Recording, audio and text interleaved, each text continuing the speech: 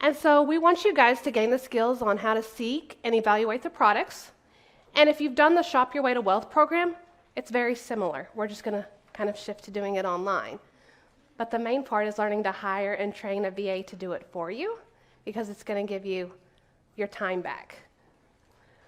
And then monitoring your products from vendors and, ordering them on Amazon, making sure that we're choosing the right products that are going to sell. And so we talk about tools. And if you've had the Shop Your Way to Wealth program, that's kind of the foundational course. And so we're continuing to build on that. You need your Amazon FBA merchant account, a Google Drive account. And I know some of you struggle with Google Drive, but you're going to get there. Just keep practicing with it. The Google Drive helps you share your document with your VA and get information back and forth. So it's a good tool to have. The Chrome browser, we recommend several different extensions, and we'll get into some of those as well. You'll want to have an employer's account with a VA hiring service. And then a lot of the times when you're doing interviews, you'll want to be able to do Skype or Zoom or Hangouts as just a way to communicate with them.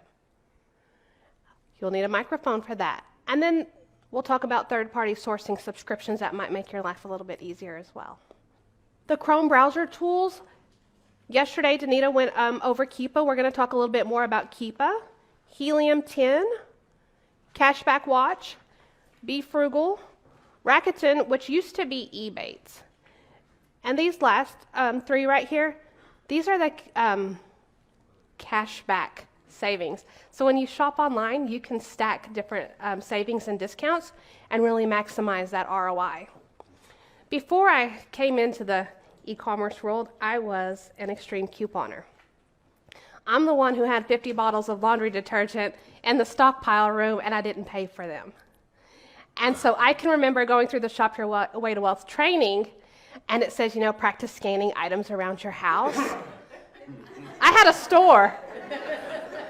And so I went in there and I started scanning. Lo and behold, I had over 100 boxes of dryer sheets. All those dryer sheets were free because I couponed them. So they were free. My very first sales on Amazon were the dryer sheets out of my stockpile room.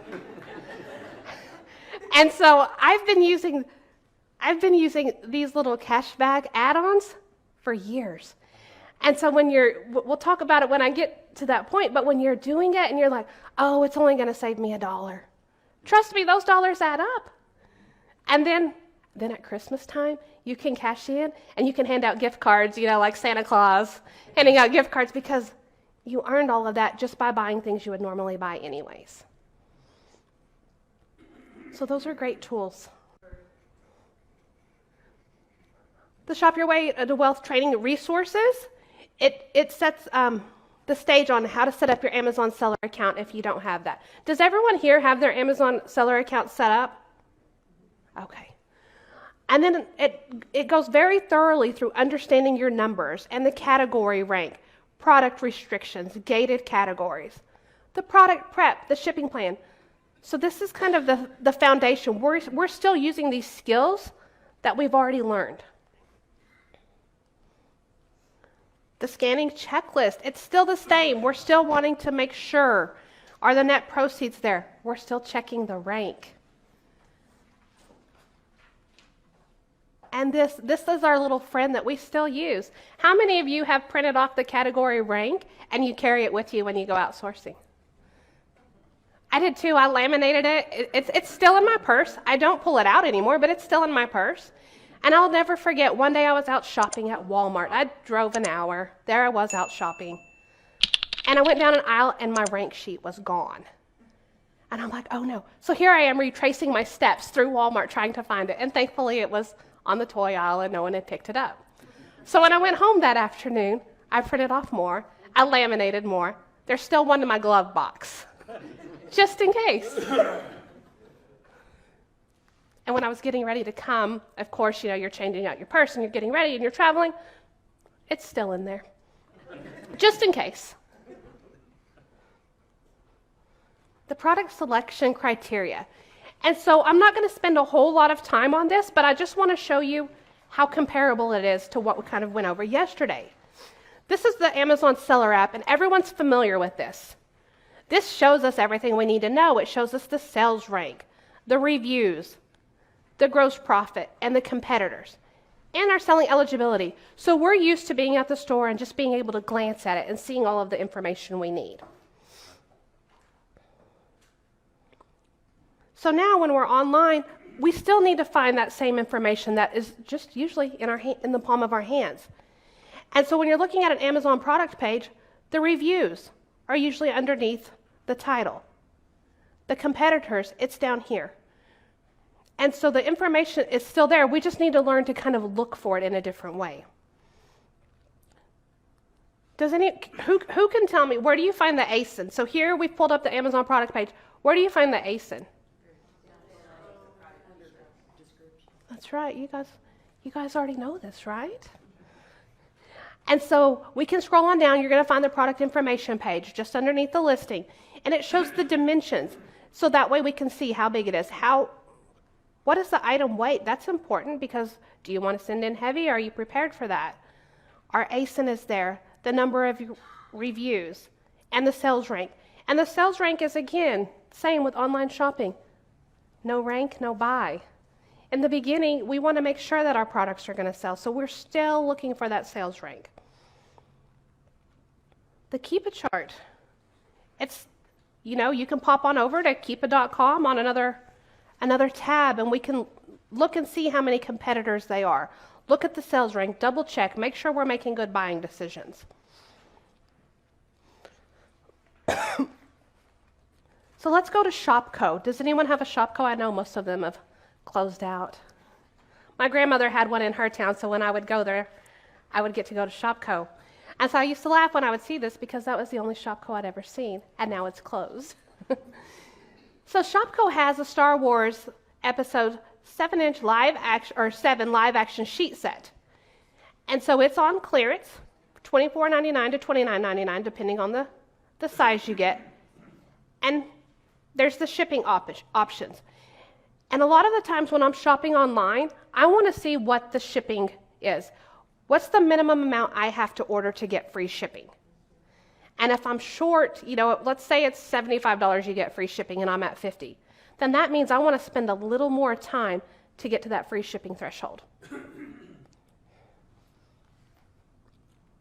The product page on Shopko, you can scroll down and double check, make sure that the model number is the same as what you're looking at on Amazon. So you're really wanting to look at the information. Because remember, when we're in a store and we have the product in our hand, we can do a quick glance. So now our glance is going to be looking at the actual product page, looking at the listing. And so then right here you can see that it, the 4-piece full piece set, the 2 standard pillows. So you want to make sure that everything adds up because remember it's saying 7 pieces. So double check, just make sure that you're looking at the right product. And then when we have our phone in our hand, it kind of shows us the calculation. Well, now when we're doing it online, our new friend is called FBA Revenue Calculator. And so you can enter in the information into the FBA Revenue Calculator. There's the ASIN. Here's the product dimensions. You can enter in the selling price. There's inbound shipping, product cost. And then down here, it's going to show your profitability. So then this becomes a little tool for us, just like having the app on our phone. Does anyone in here use the FBA Revenue Calculator? Do you guys like it? Do you feel like it's easy to use and it still gives you the same information? Yes.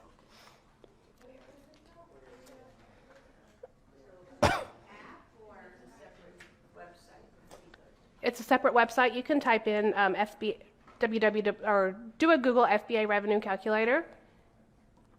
And all of that's in the OSPS training too.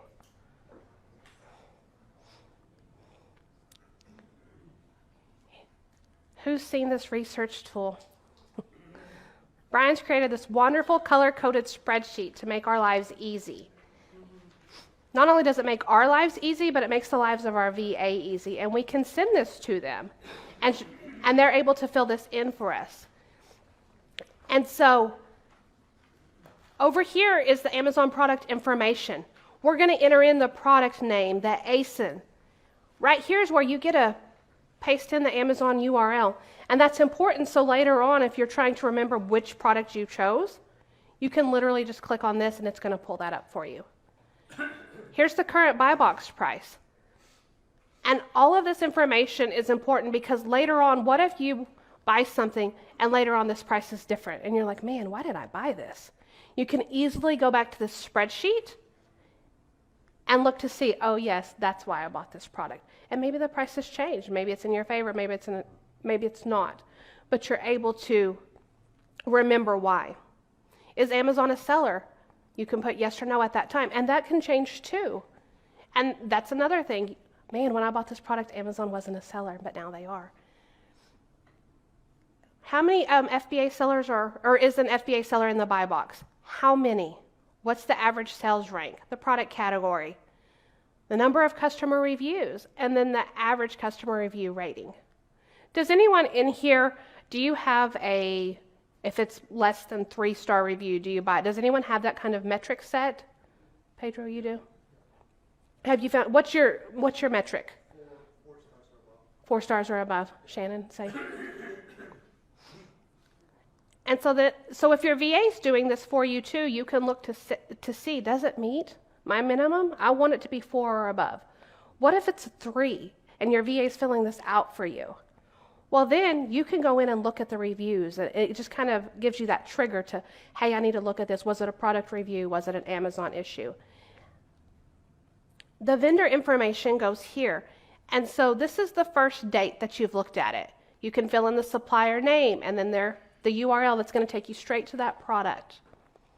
The product cost and the shipping cost.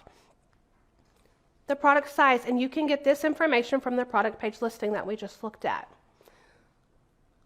The size tier, is it oversized? Is it standard? Is it large standard? Because the different tiers matter with price. And then the profit calculations. It's color-coded for us. So we can look at a glance. Man, I love seeing the green. And so here's just kind of a bigger picture. And then over here are the notes. And so you can make notes. Maybe there's a coupon that day. Spend $50 and get free shipping, or 20% off with this code. And so this is a good place to put those notes. Also, you want to make sure you're approved to sell. If you're not approved for that brand, always ask for approval. But this is an important little piece right here because you don't want to go through all of the ordering and then realize you're not approved. So always remember to kind of check that there. Profit calculations. It's color-coded. It's kind of like the stop sign or the stoplight. Red means stop. Green means go. And so then you can, when you get this sheet emailed to you from your VA, you can look at the green. And then I always just kind of do a double check, especially in the beginning when you're getting this relationship with your VA. Do a double check. Make sure the numbers still work. Make sure it's still on sale.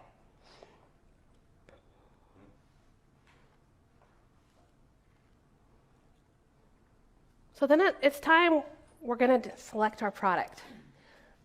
Make sure, is the product an exact match? It's easy to just look at a picture and going in between screens and think, oh, this is an exact match. And so it's important to really look at the product. Make sure, am I able to list this product? We don't want to order a product and get it in and realize we're restricted, or even send it into Amazon and have to call it back. Can I reasonably estimate future selling price? That's where Keepa comes in, and Keepa's going to help us. Keepa's going to show us what it's done in the past so we can reasonably estimate that. How many units are going to sell in a given period? Keepa's going to help that, as well as knowing how many competitors are on that listing. So that way we can make a good guesstimate. And of course, is it profitable? So when we're looking for an exact match, we just want to double check. Here's the product title. Here it is on Shopko, here it is on Amazon. And so it looks like the titles match. And then you're looking at the design. Is it the same design? And every once in a while, you will run into the package. It looks a little bit different. So then you really want to look. Is it the same? Yes? What about the model order? It can be. And you can look at the listing too, because sometimes they'll have that model number over here in the bullet points, and if not, in the description down below. And so you can make sure. And sometimes it's not there, so then that's when you're really double checking. And you're going to learn to just kind of double check. So we want to look for that model number, see if it's, on the Shopko listing, is it on the Amazon listing? Let's make sure it's the same, because sometimes it can be a letter off. Looks can be deceiving. The UPC code. Sometimes I know Target, when you're looking at Target, a lot of the times Target has the UPC code. And so you can do a double check on the UPC code. Other websites, they don't have it, and so you're relying again on the listing. The dimensions, double check the dimensions. Is it a multi-pack or variation? Sometimes, you look at a listing and you're like, oh, that looks really good. And then when you look a little bit further, oh, you might need to buy 2 or 3. Oh, I'm going to lose money on that. I better not do that one. And then again, retail packaging. And sometimes it changes and it's the exact same product. And so you just want to make sure that it's still the same product. And when I say the retail packaging, I don't mean what's inside of it is a different color. Sometimes, they'll update the box and make it look pretty.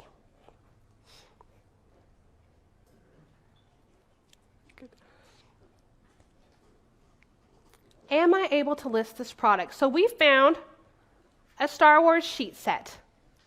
So before we go any further, let's find out if we're able to sell this product. And so you can go to add a product. We can get the ASIN from our Amazon listing.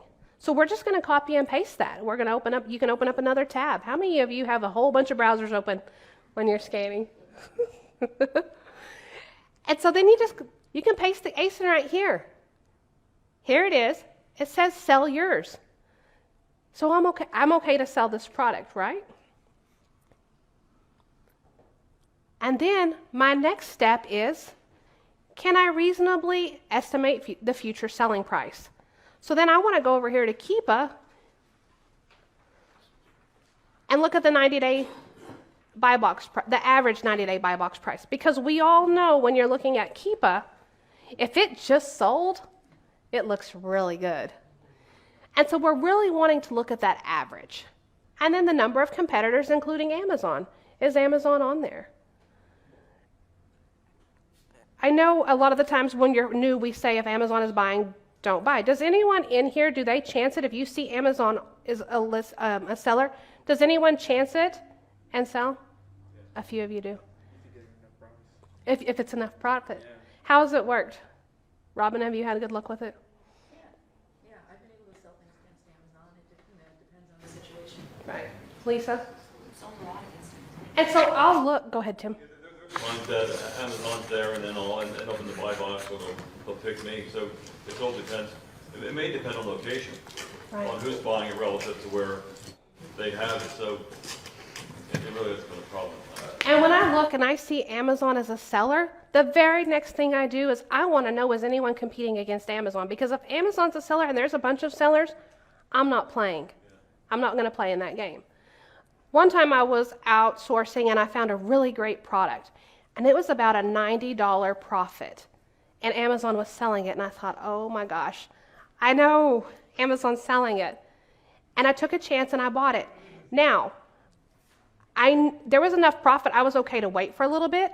And Amazon didn't necessarily share the buy box with me, but I knew they only had 2 in stock. You can do that little trick if you don't have the How Many app of going in and buying 999 and it says only 2 left. And so once they sold out, then my product went in and I had a sale. And so I was able to wait that out because I knew they only had 2 and the profit was enough. I was okay to let it sit just a little bit. And I think it sold after 2 months. And so sometimes you've just got to, like, okay, but if there's a lot of sellers, I don't want to play. I'm sorry, where did you see that they only had 2? Do what? That Amazon. Where did you see that Amazon only had 2 products? If you want to know how, there's an app for online, and it's called How Many, and it will show you how many. But if you don't have that app, you can go in like you're a buyer, go into Amazon.com like you're a buyer, and type in 999, like you're going to buy 999, and it will show you, oh, sorry, we only have 72, or we only have 2. It'll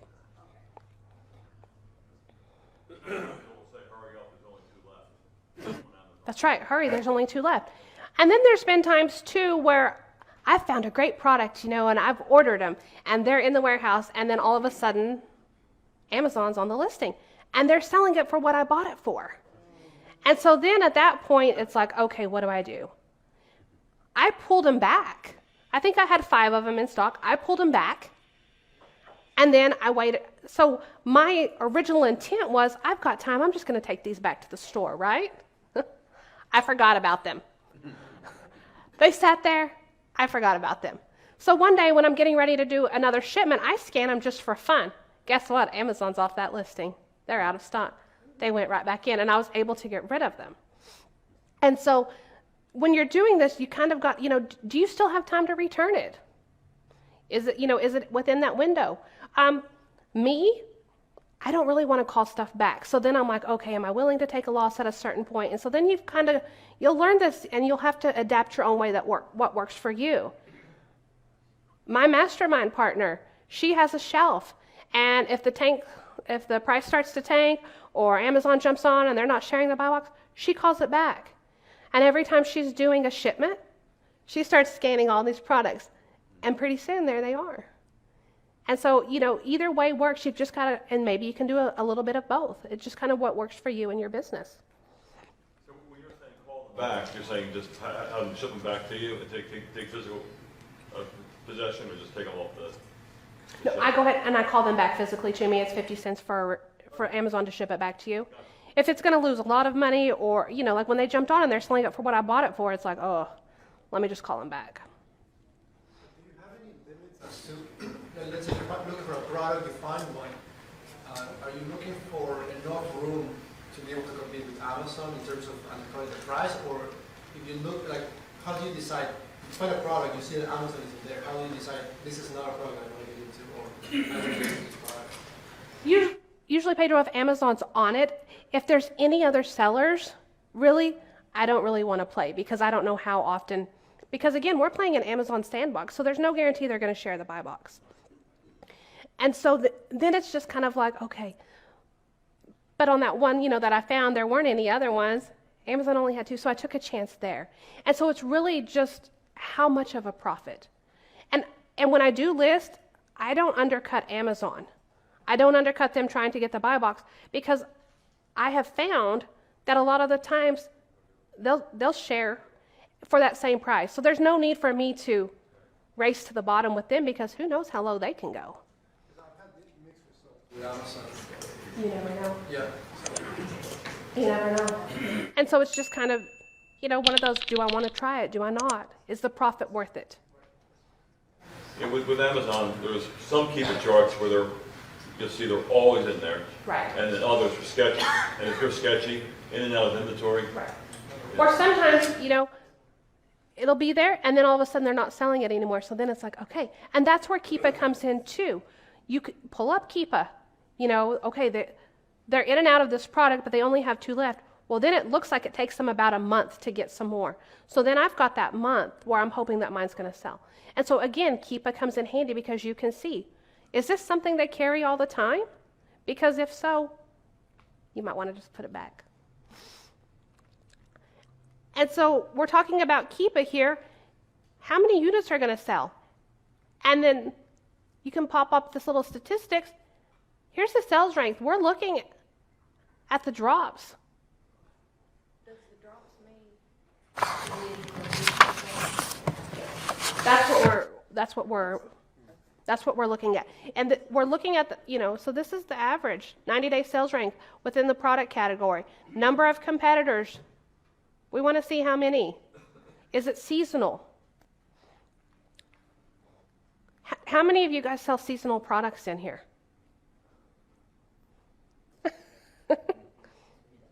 It's Valentine's Day. Are you guys ready for Valentine's Day? It's here. What sells really good at Valentine's Day? That's right. How many of you have been outsourcing candy? That's right. Anne thought I was crazy not too long ago. I think we were talking about Christmas, and we were working on IPI, and sometimes you need those quick sales, right? Because our IPI is starting to inch down, and I'm like, Anne, it's Christmas. Chocolate sells at Christmas. Go buy a lot of chocolate. And she was like, are you serious? And I'm like, yes. And it helped, didn't it? Because we got those sales going. So sometimes we can use the seasonal items to really give us a boost. And so even online, look at the little Valentine's. I mean, now it's, getting a little late in the game. But I mean, you can look at the little mug sets and then the little like flowers and then you can start creating a bundle as well and make your own. Because, it's the season of love is upon us. Throw in a bag of candy.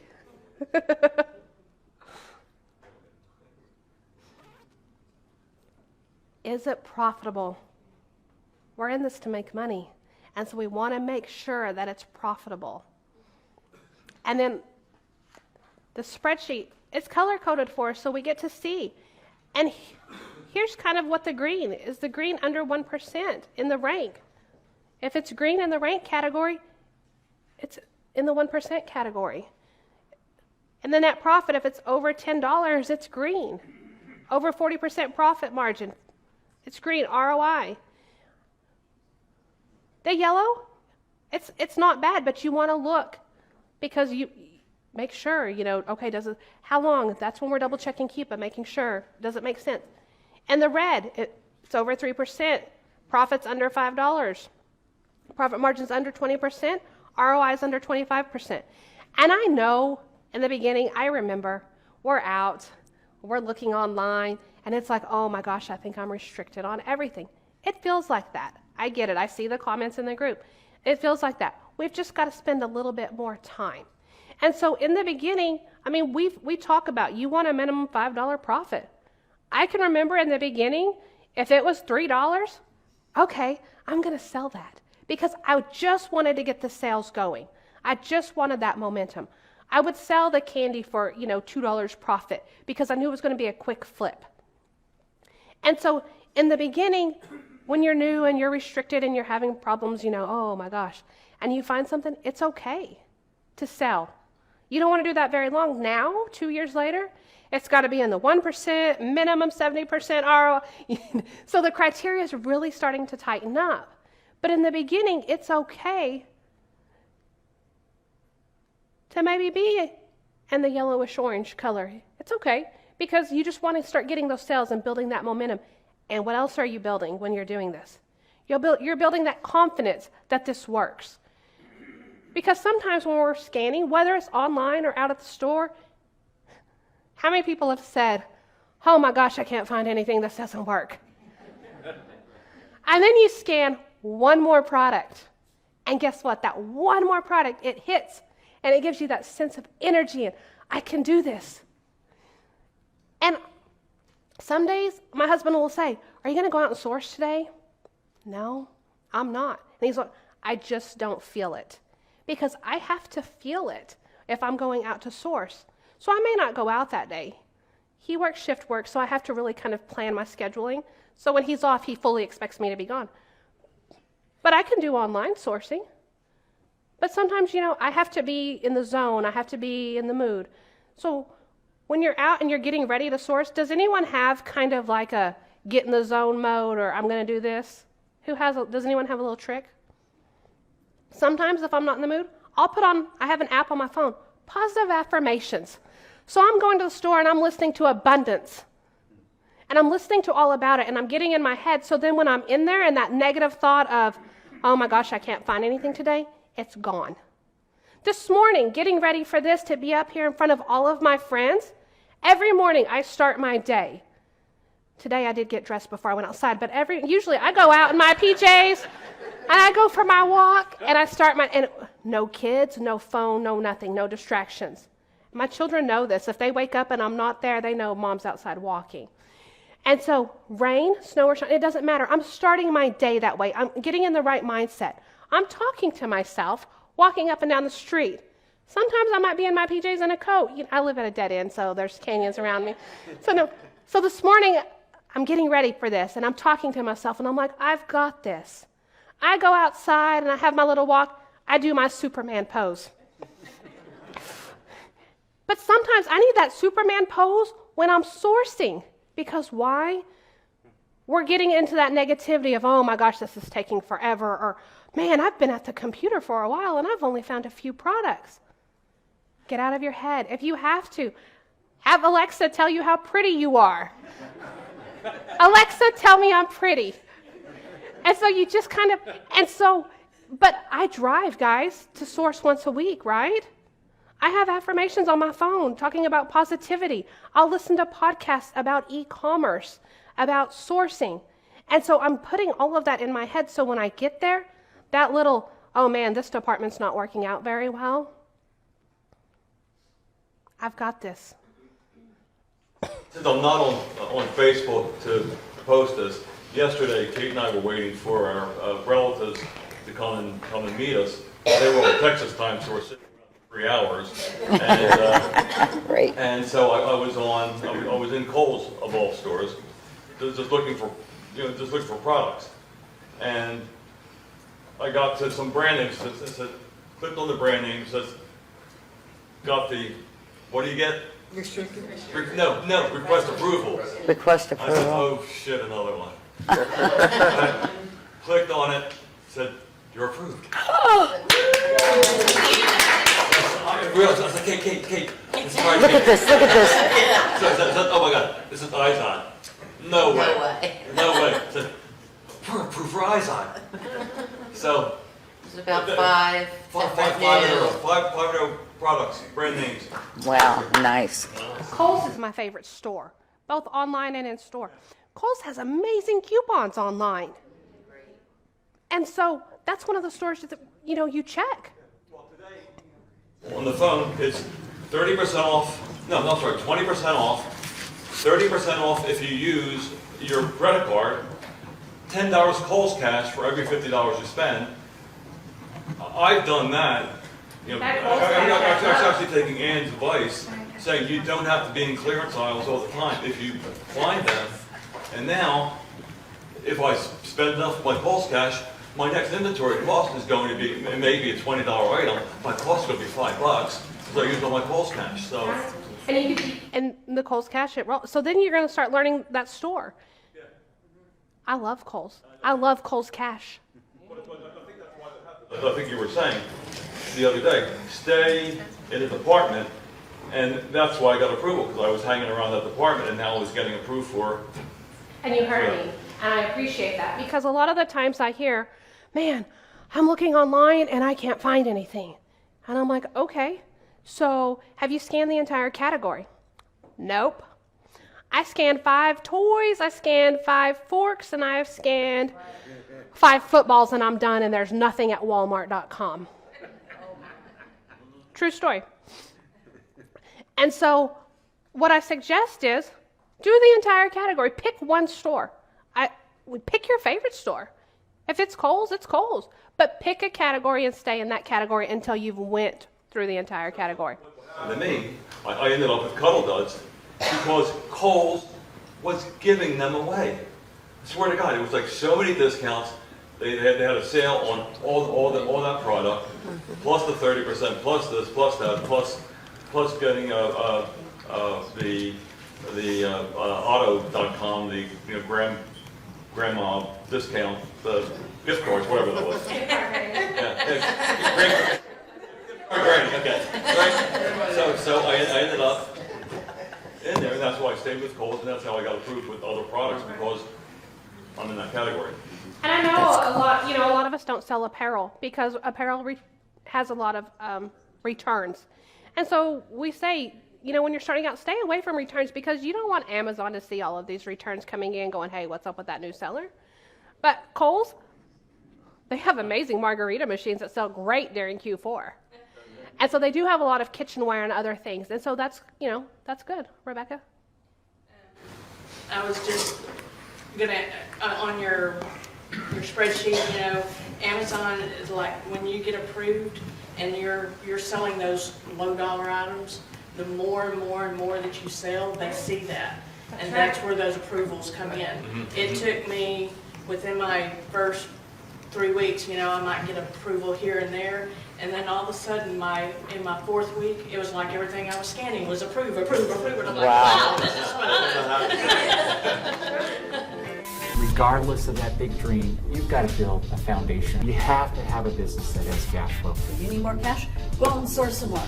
Shove those products into Amazon, what's going to spit out the other end is profit. It's that simple, isn't it? Then we start looking at it as, this really is a system. So how can I add more to my system? How can I start to scale this? That's why this is so integral, each pillar leading up sequentially to that long-term reliable business. These are the real assets then that somebody who wants to buy a business, this is what they look for.